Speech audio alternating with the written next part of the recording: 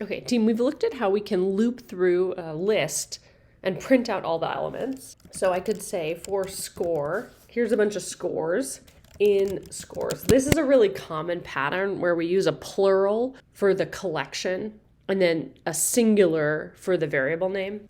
And I can say print score. And again, that's identical to, I could have named that variable X. Okay, so that's going to print out each individual score, but maybe what I want is I want the total. I can start by saying, well, let me create a variable total, and I'll start it at 0. And then inside the body of my loop, I can say, oh, total is going to be equal to the total plus that score. I run it, you can see nothing happens. Well, it's not that nothing happens. I ran the code, but I didn't print anything, and it doesn't return anything. But afterwards, I can print the total, and I get 76, which makes sense, right? Those give me 70, these give me 6, so my total should be 76. We're going to see this as a super common pattern where we want to combine everything together from a list or maybe even from a dictionary.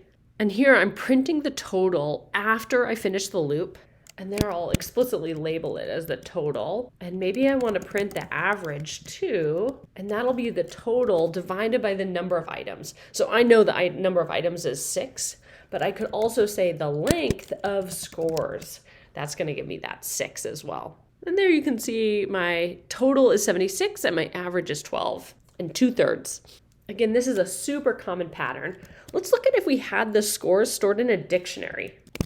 Okay, now I've made that dictionary grades, and the keys are like the name of some assignment and the value is the numbers. And now we only have 1 and 2. I dropped the 3 because I couldn't come up with another category. Okay, so those are my grades. I want to update my code now because there's no variable in here called scores. If I want to loop through the grades, that'll by default loop through the keys. If I want the actual values, I can say values there. And then my code works just like above. I'll delete that 3 too. So my total is 73 and my average there is 14.6. Okay, so now I've got it stored in a dictionary, but it's doing the same thing. And again, it's creating this kind of sum pattern where it's summing things up or adding things up. And as a reminder about dictionaries, I could loop through the items. So there I would get the name and the score. And maybe inside the loop, I want to print the name. Maybe I'll call this assignment is the name followed by the score. So you can see grades is a dictionary. The key is going to be stored in the variable name, and the value is going to be stored in the variable score. Still at the end, I can print the total. So there I'm just showing how I can loop through the keys and the values. And maybe it's a little confusing that I'm using a colon there because the colon is the thing that in the dictionary separates keys and values. But here it's just part of my print statement. The big picture is this pattern of adding things up from some collection is really common. Remember, we can loop through a string too. So I could do for each letter in S. Let me print S. That's funny. I accidentally printed S, the whole string, rather than printing letter. So S the whole time will stay as team. Now let's try that sum pattern, but instead of using numbers, we'll use letters. So I'll say reverse of S. That's my goal. And I'll start it as an empty string. All right. Now what I want to say reverse of S is equal to the reverse of S plus that letter. And then here, let's print reverse of S. Let's check it out. Oh man, it's in order. You can see if I print letter in here, it went in order and then kept adding it to the end. If I put it before the reverse of S, then as I go through, I keep putting it before everything else.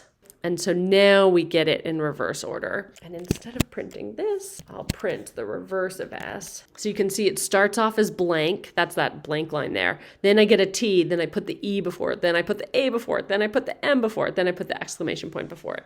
I'll delete that print statement. And you can see it just reverses it. S won't be changed. It still is team.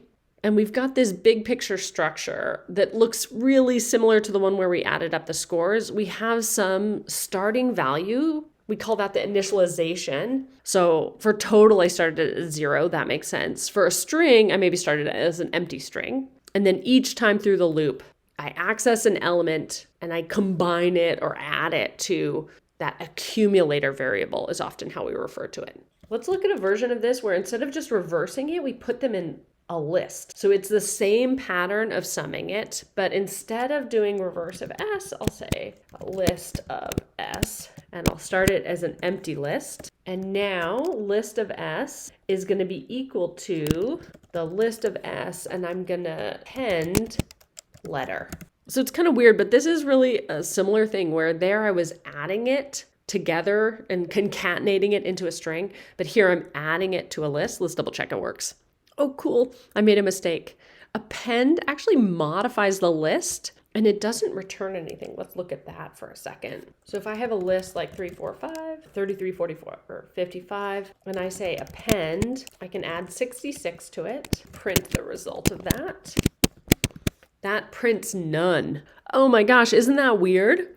So it modifies the list, but it doesn't return anything. And so the value of that is none. Let's dig a little deeper for a second. If I say my list, and then I say my list.append, so there I took sort of the line and I said, oh, let me save it as a variable. Let me call append and then print my list. And it's modified my list. But if I save this as output, and I'll run it, and now let me print what output is. Output is going to be none. So that method modified the list, but it didn't return the list. It returned none.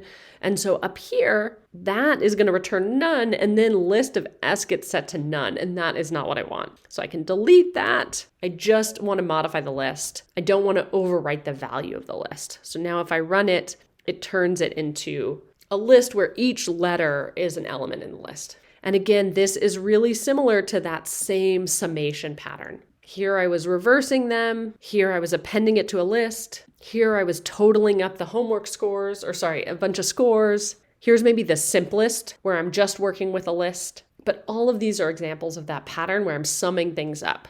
I start and I initialize a value inside the body of the loop. I access one of the variables and I combine it with that initial value. It keeps accumulating things and then I can print out that final value.